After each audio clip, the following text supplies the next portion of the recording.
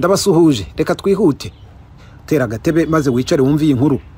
Papa Leo wa 14 umunyamerika wa mbere wicaye ku ntebe y'ubusaserdoti bwa Kiliziya Gatolika ni umuyobozi wihariye uzagerageza guhuza amahame y'ukwemera n'ukuri kw'isi ifite imbogamizi nyinshi muri iki gihe.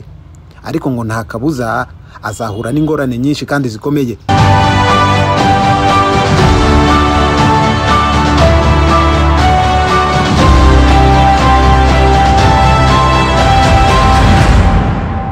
Muri iki cyegeranyo reka turebere hamwe ko nubwo uyu mupapa ari umunyamerika ariko ngo ubutegetsi bwa Trump ngo bushobora kuzatuma haduka igisa n'intambara ndetse n'ihangana hagati y'ukwemera n'ubutegetsi bw'igitugu.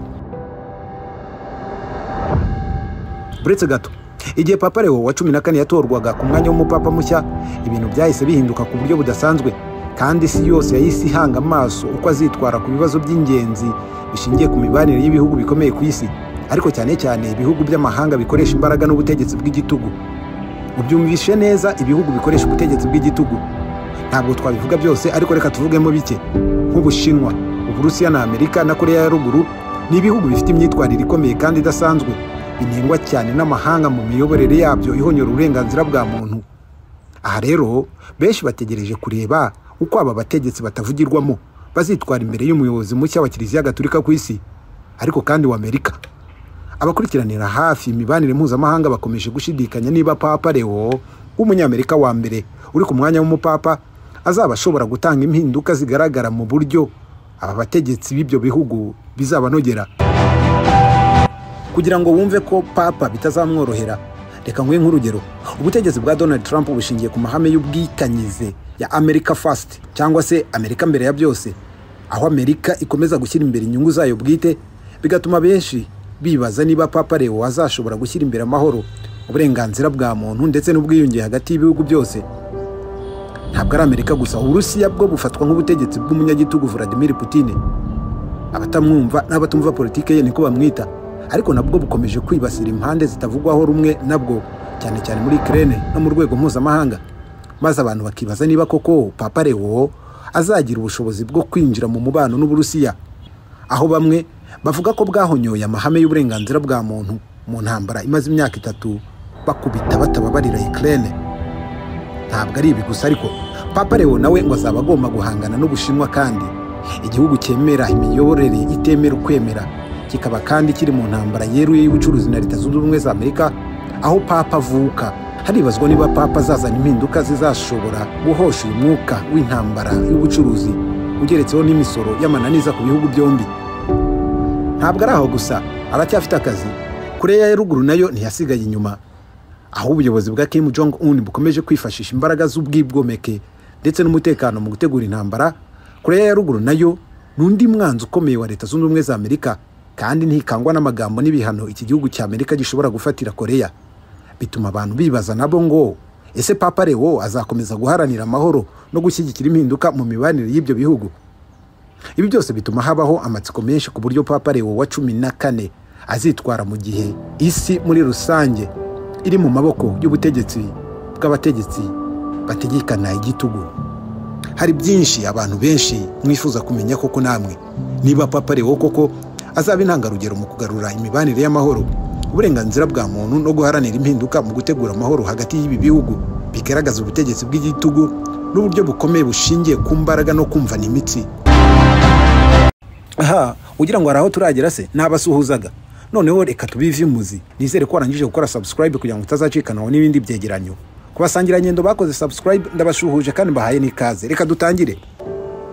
Kugira ngo twumve ibintu neza, reka duhere ku mateka ya Papa n'ibitekerezo bya Papa Leo wa 14. Ese ubundi ni bihe bitekerezo bye?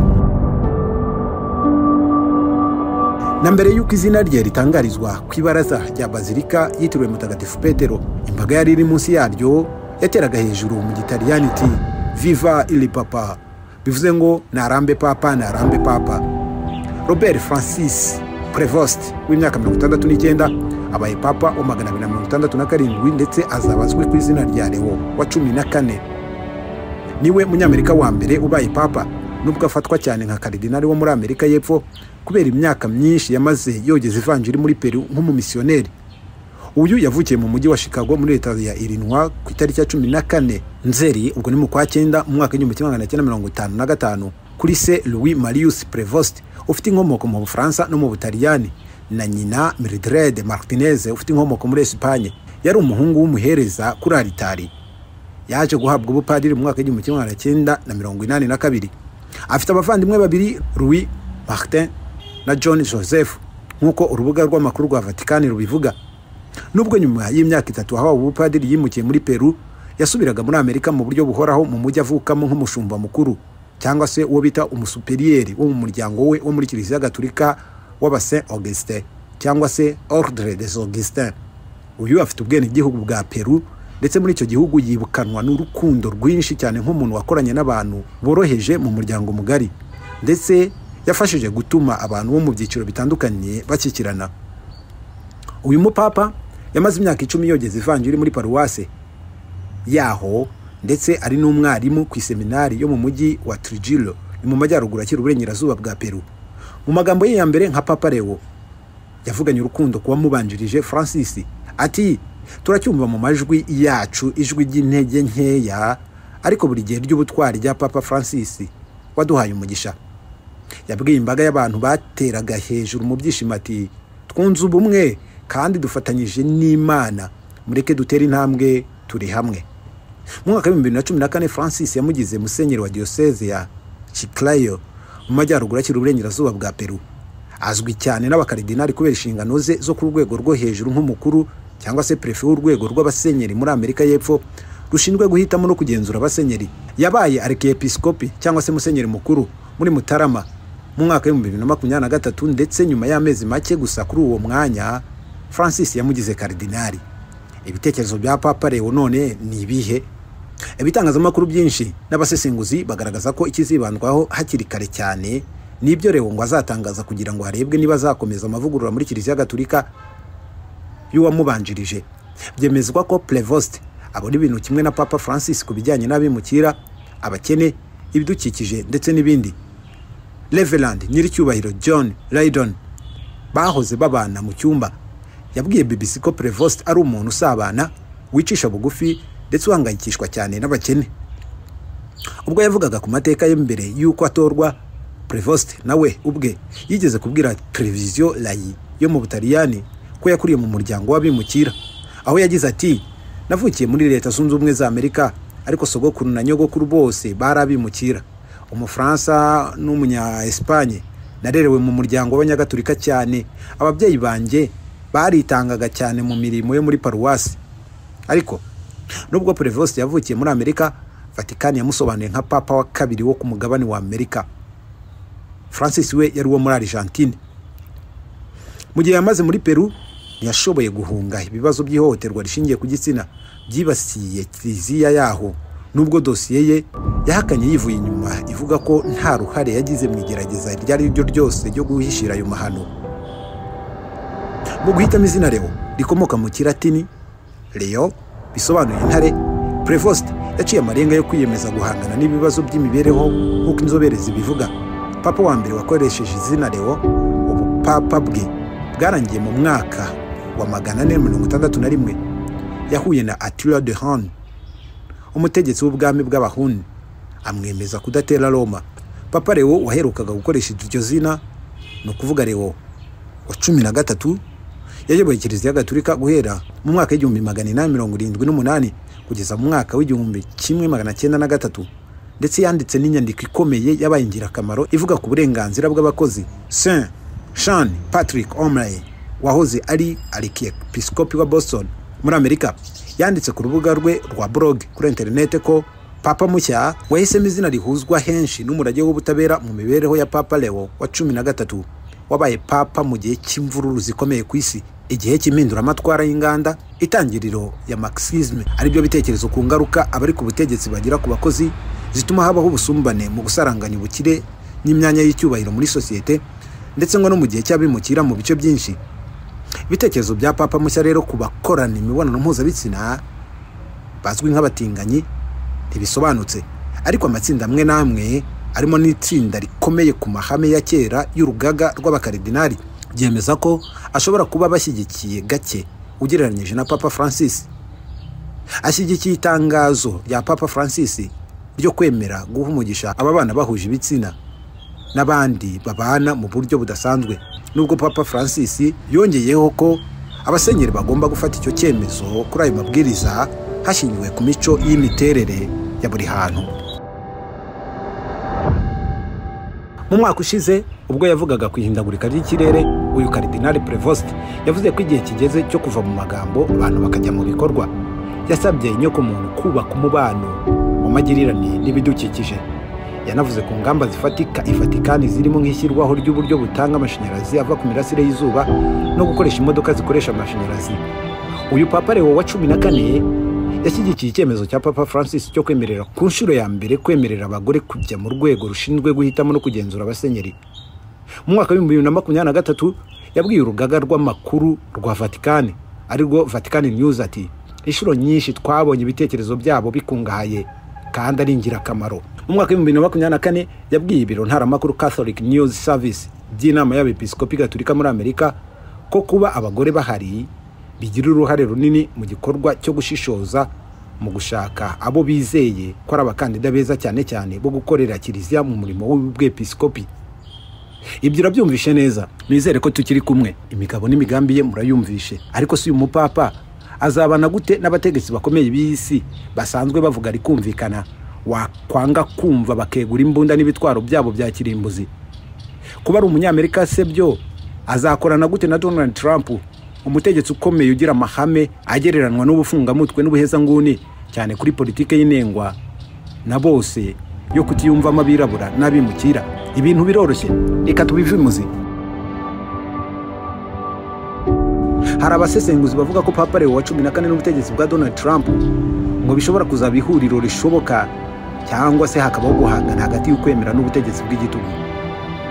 Ababivuga babishingira ku kuba ugutorerwa kwa Robert Francis Prevost nka Papa Leo wa 14 byahinduye byinshi ku mitekerereze ya Kiliziya Gatolika y'iki gihe, cyane cyane bitewe nuko ari we mupapa wa mbere w'umunyamerika wicajwe ku ntebe ya Petero. Ibi nta kibazo birimo, ariko ibi byakomeje gutera impaka nyinshi mu bitangazamakuru no mu bakurikiranira hafi politike mpuzamahanga, cyane cyane mu gihugu cye cy'amavuko cya Leta Zunze Ubumwe za Amerika, by'umwihariko bishingiye ku kugaruka ku butegetsi bwa Donald Trump, perezida ufata ibyemezo bitunguranye kandi bikomeye bishyira mu kaga bamwe. Kuba aba bagabo bombi bakomoka mu gihugu kimwe ntabwo ari ikibazo, ariko bafite imyumvire idashidikanywaho kwihabanye cyane, byatumye benshi bibaza niba koko baramutse bafitanye imibanire byaba ari uguhuza cyangwa se kurushaho gushyamirana.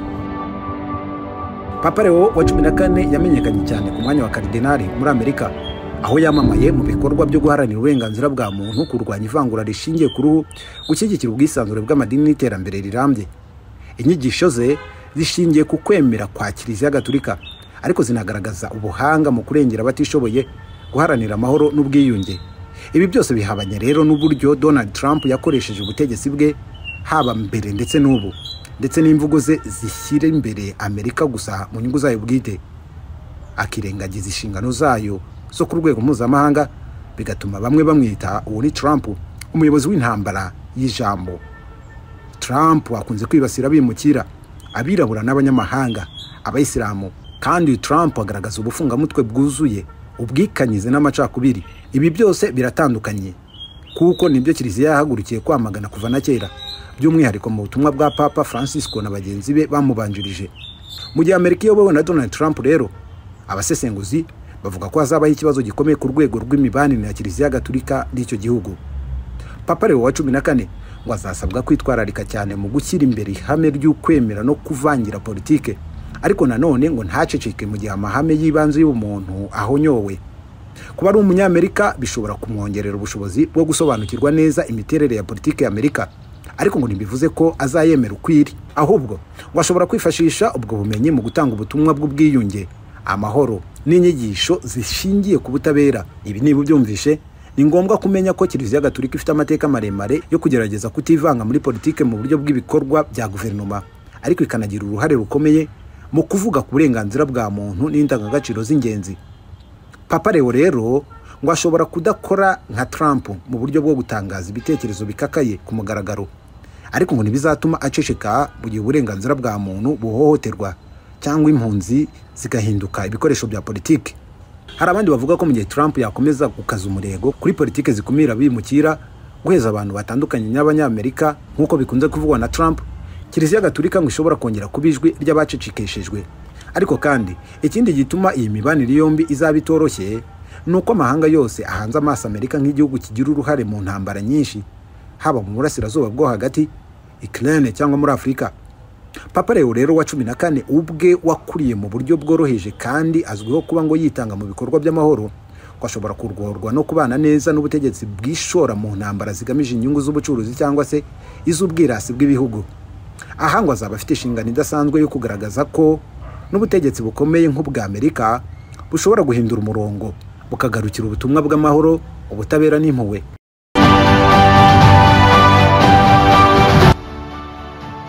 Mu by'ukuri nubwo nta janisha ririho, icyizere cyinshi gishyirwa kuri Papa Leo wa 14 nuko adashobora guhinduka igikoresho cya politike, ukabone nubwo yaba akomoka mu gihugu cyamubyaye, wazaba igikoresho cy'Imana wenda kinashobora kwereka isi ko Amerika atari igihugu cy'ubuhezanguni, intambara n'ubwirasi gusa, ahubwo ko ari indi sura y'abanyamerika bafite indangagaciro, bifuza amahoro kandi nabo bakayatanga ku bandi.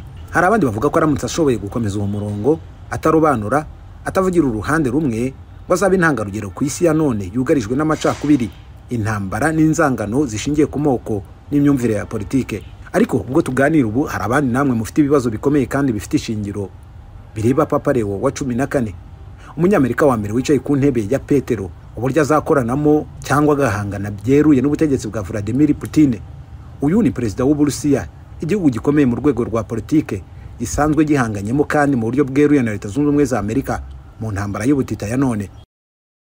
Abasesengura politike n'iyobokamana bavuga ko umubano wa Papa Leo wa 14 n'Uburusiya bwa Vladimir Putin ngo ishobora kuba inzira yo kuganira ku mahoro cyangwa se ugushyamirana gushingiye ku mizi ya politike. Babishingira ku kuba ugutorwa kwa Papa Leo wa 14 umunyamerika wa mbere wicaye ku ntebe y'ubusaserdoti bwa Kiliziya Gatolika kwazanye impinduka zikomeye mu buryo isi yose ikurikiranira hafi imibanire y'ukwemera n'ubutegetsi bwa politike, bitsa cyane ku ntambara y'Uburusiya muri Ukraine yatangijwe na perezida w'Uburusiya Vladimir Putin, umutegetsi uzwiho kudakunda kunengwa no kugira imyumvire igendera kure ibyifuzo bya rubanda mpuzamahanga. Uburusiya busanzwe bufite amateka maremare yo kutagira umubano wa hafi na Kiliziya Gatolika, by'umwihariko kubera ubusumbane bushingiye ku nyigisho z'itorero rya Orthodox rihasanzwe rishyigikiwe na leta, ndetse Putin ashinjwa gukoresha iryo dini mu nyungu za politike. Papa Leo wa 14 nubwo ari umunyamerika ariko ntabwo ari intumwa ya guverinoma ya Amerika. Hari abasesenguzi bavuga ko ahubwo ari umuyobozi w'umwuka uturuka ku mwanya wa roho, ushobora gukoresha ijambo rye, uburere n'ubwitonzi bwe nk'intwaro yo gushyira igitutu cy'ineza n'amahoro ku bantu bose, nubwo atazigera aha Putin amabwiriza cyangwa se ngo amutsindagirize ibisubizo by'amasezerano y'amahoro. Uyu papa ngo ashobora kuba ijwi rikomeye rihagarariye abatagira kivugira, ngo akagira uruhare mu gusaba amahanga n'abayobozi kureka inzira y'intambara, by'umwihariko ashingiye ku burenganzira bw'abaturage b'abasivile n'impunzi zimaze imyaka zirengana. Putin ngo ashobora kutumva ayo magambo cyangwa se ngo akayirengagiza, ngo nk'uko yigeze kunangira umutima ku butumwa bwa Papa Francisco wamubanjirije. Ariko kandi ngo ijwi ry'umupapa nk'umuyobozi w'abakristo basaga miliyari na za miliyoni ngo rishobora kugira uruhare rukomeye mu kugarura icyizere mu baturage b'isi b'Abarusiya ubwabo. Ku bandi basesenguzi bavuga ko ikigaragara ari uko Papa Leo wa 14 atazaba igikoresho cy'ubutegetsi bwari bwo bwose, yabo bwa Amerika cyangwa se ubw'Uburusiya, ngo ahubwo azakomeza umurongo wa Kiliziya uharanira amahoro, ubumuntu n'ubutabera. Ibi ngo bishobora kutazahindura icyemezo cya Putin ku rugamba, ariko ngo bizatanga ubutumwa bukomeye ku isi ko nubwo hari abahitamo inzira y'amaraso, hari n'abandi batizigama bahitamo guharanira ubuzima, imbabazi n'ubwiyunge. Ndetse ngo no mu gihe atavugwa n'ubutegetsi bwa Vladimir Putin cyangwa se ntibumwiteho, Papa Leo wa 14 ngo ashobora gukomeza kuba urumuri mu mwijima, agashyigikira amahoro atavangiye politike, kandi agashimangira ko ijwi ry'ukuri ritapfukiranwa n'amasasu. Ibi nabyo turabitegereje. Tuvuze Amerika, tuvuga Uburusiya, ariko se kuri Korea ho bizagenda bite? Papa Leo wa 14 n'ubutegetsi bwa Kim Jong Un hari abavuga ko bishobora kuzaba inzira y'amahoro mu mwijima ariko w'igitugu. Kim Jong Un wa Korea ya ruguru, iki gihugu kizwiho kudakunda ubutegetsi bwa Amerika, kurwanya igitutu cy'amahanga no kugira imiyoborere igendera ku buhake n'igitugu, aho ubwisanzure bw'itangazamakuru, ukwemera n'uburenganzira bwa muntu byabaye igitutsi. niko babibona. Ku rundi ruhande ariko Papa Leo wa 14 wazwiho kuba umuyobozi nawe utuje ufite indangagaciro z'umutima uharanira ubwiyunge, uburenganzira bw'abatagira kivugira n'ijwi ry'amahoro.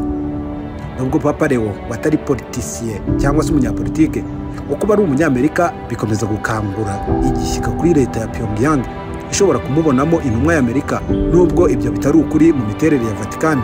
Uko azabana na Kim Jong Un ngo bizaterwa n'ibi bintu bibiri by'ingenzi: uko azitwara mu ruhando rw'amahanga ndetse n'uburyo azakoresha kwinjira mu buryo buhoraho mu mibanire n'ibihugu bifunze cyangwa se bya nyamwigendaho.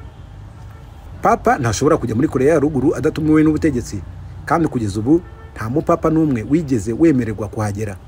Uretse muri 2018 Papa Francisco yigeze gutumirwa mu magambo gusa na Kim Jong Un abinyujije kuri Perezida Moon wa Korea y'Epfo.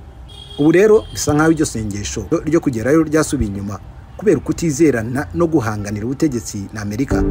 Ariko Papa Leo ngo ashobora gukoresha intumwa z'ubutumwa bw'amahoro nka za komisiyo za Vatican zisanzwe zikorana n'ibihugu bifunze cyangwa se bya nyamwigendaho cyangwa bifite akarengane gakomeye. Bashobora no guhurira n'abategetsi b'Abashinwa bafite ijambo muri Korea ya Ruguru, bagakorera hamwe mu nzira y'ubutumwa butuma amahanga atongera gucika intege mu guharanira uburenganzira bw'abantu bari mu bwigunge. Hari abatanga ingero z'ibishoboka, nk'uko Papa Yohani Paulo wa II yigeze gukoresha intumwa zayo mu burasirazuba bw'Uburayi igihe cy'ubutegetsi bw'abanazi b'abakomunisiti, bityo akabasaba gushinga imizi y'ukwemera n'ihinduka ry'imyumvire nubwo ubutegetsi bwari bukomeye. Nubwo ntawe Kiliziya Gatolika ifite abavugizi muri Korea ya Ruguru, ariko kuko abagatolika baho babarirwa mu bihumbi bameze nk'abafungiye mu byaha by'imyemerere, ngo Papa bashobora gukoresha impande zo hanze nka Caritas Internationale cyangwa se Croix Rouge mu rwego rwo kugera ku batishoboye mu gutanga ubutumwa bw'impuhwe. Ubu abahanga bagaragaza ko ari uburyo yakoresha kandi ntacumure ku mikorere ya Kim Jong Un, ariko akanagaragaza ko Kiliziya itareberera gusa. Icyakora Kim Jong Un nawe ngo ni umuntu usanzwe anenga ubuyobozi bwa Kiliziya Gatolika kuko buyoborwa n'ijwi rihamya amahame y'ubwisanzure, uburenganzira bwa muntu n'uburenganzira bwo kwemera. Iyi ituma Korea yiyumva nk'igihangange ndetse n'ubwigenge bwuzuye. Aha niho aturuka ubushyamirane bushoboka, ikumva ko na Leta Zunze Ubumwe za Amerika zitafyaho. Hari abahanga bavuga ko Papa Leo rero ashobora kutemererwa gusura icyo gihugu, ndetse ubutumwa bwe ngo bwaba igikoresho cyo kotsa igitutu guverinoma ya Kim nayo isanzwe ihakana ko gusa ijwi rye nk'iry'umushumba w'isi ntirishobora kwigizwa inyuma mu gihe izindi ntumwa mpuzamahanga zaceceka.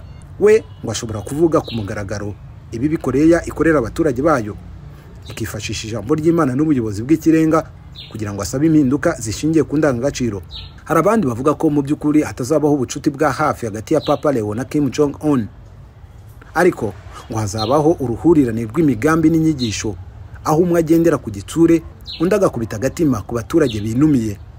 Papa ngo ashobora kuzaba intumwa y'icyizere mu karere ka Aziya y'Amajyepfo y'Iburasirazuba, aho ashobora gukorera cyane muri Korea y'Epfo, akahubaka n'umusingi wo gutegurira amahoro ashobora kuzinjira gahoro gahoro mu bufindo bwa Pyongyang. Hari abandi bavuga ko Papa ashobora kutazagera kuri Kim Jong Un mu buryo buziguye, wari ku ijwi rye rizakomeza kuba umutimanama w'isi utanga icyerekezo cy'ubutabera n'icyizere no mu bihugu bihisha abaturage mu mwijima w'igitugu cyabo. Ibihugu bikomeye kandi bivuga ari kumvikana byo ni byinshi, ariko kandi ntabwo twagenda tutavuze ku Bushinwa. Hari abibaza niba Papa azagira uruhare mu mibanire y'ibihugu byombi, no kuvuga igihugu akomokamo cy'Amerika n'igihugu cy'Ubushinwa ubu bahanganye mu ntambara y'ubutita ishingiye ku bukungu. Ababirebera hirengeye bavuga ko ugutorwa kwa Papa Leo wa 14 umunyamerika wa mbere wigeze gushinga icyicaro cya Papa nabyo byatumye abakurikirana ibya politike barebesha imboni zabo. Noneho baricara bategereza ikizaba hagati ya Leta Zunze Ubumwe za Amerika n'Ubushinwa, aho ubutegetsi bwa Papa bugaragara nkaho buzajya mu gihe kidasanzwe gikomeye mu mibanire y'ibihugu bikomeye, harimo nk'ibi Leta Zunze Ubumwe za Amerika aho akomoka ndetse n'Ubushinwa, igihugu gishobora kuba gifite uruhare rwiganje ku isi mu bijyanye n'ubukungu, mu gihe Amerika yo iri mu bibazo bikomeye by'ubucuruzi n'imiyoborere. Abandi bakavuga ko niba bimeze gutyo ashobora kubaho impinduka mu gihe Papa Leo wa 14 we ashyira imbere amahoro, uburenganzira bwa muntu n'ubutabera. Ubushinwa bwagiye bugaragaza imiterere y'ubuyobozi butemera ukwemera, no guhangana n'ibitekerezo byihariye mu rwego rw'imiyoborere, mu gihe Kiliziya Gatolika iharanira uburenganzira bw'abaturage. Ibyo bikaba bizarushaho gutuma imibanire hagati y'ibihugu byombi bizaguma nk'itoroshye. Uyu Papa Leo wa 14 azaba afite inshingano yo gukomeza kugaragaza ubushake bwo kugarura imibanire myiza hagati y'ibihugu byombi, ariko ngo bizaba bigoranye cyane kubera ko ubutegetsi bw'Ubushinwa bushyira imbere inyungu z'igihugu mu buryo bwa politike y'ubukungu, kandi ngo bigakorwa mu buryo butavugwaho rumwe. Icyo Papa Leo wa 14 ngo ashobora gukora ni ugushishikariza abategetsi b'Ubushinwa gushyira imbere amahoro no kugarura uburenganzira bwa muntu, aharanira impinduka mu bijyanye n'uburenganzira bw'abaturage, ndetse no kugaragaza ko igihugu kigomba gukora ibishoboka byose mu kugira imibanire myiza na Amerika.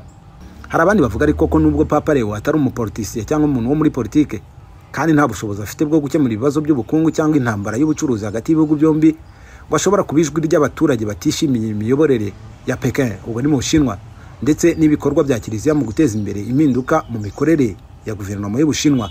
Ngo azaba ashishikariza abategetsi b'Ubushinwa kugendera ku mahame y'ubutabera n'uburenganzira bwa muntu, ariko akibanda ku butumwa bw'amahoro, ubusabane n'impuhwe. Ashobora kugaragaza ngo uburyo ubutwererane hagati y'ibihugu byombi bushobora kuba bushingiye ku mibanire myiza no ku mutekano rusange, aho urukundo, uburenganzira n'iterambere byaboneka, bigatuma ngo ibihugu byombi bitavangura cyangwa se ngo bikomeze guhangana. Ariko nanone Papa Leo wa 14 ngo azaba afite n'inshingano zikomeye zo kugaragaza ijambo ku ruhande rwa Amerika mu bibazo by'ubukungu no kugarura impinduka mu mikorere y'ubutegetsi bw'Ubushinwa, ashyira imbere uburenganzira bwa muntu.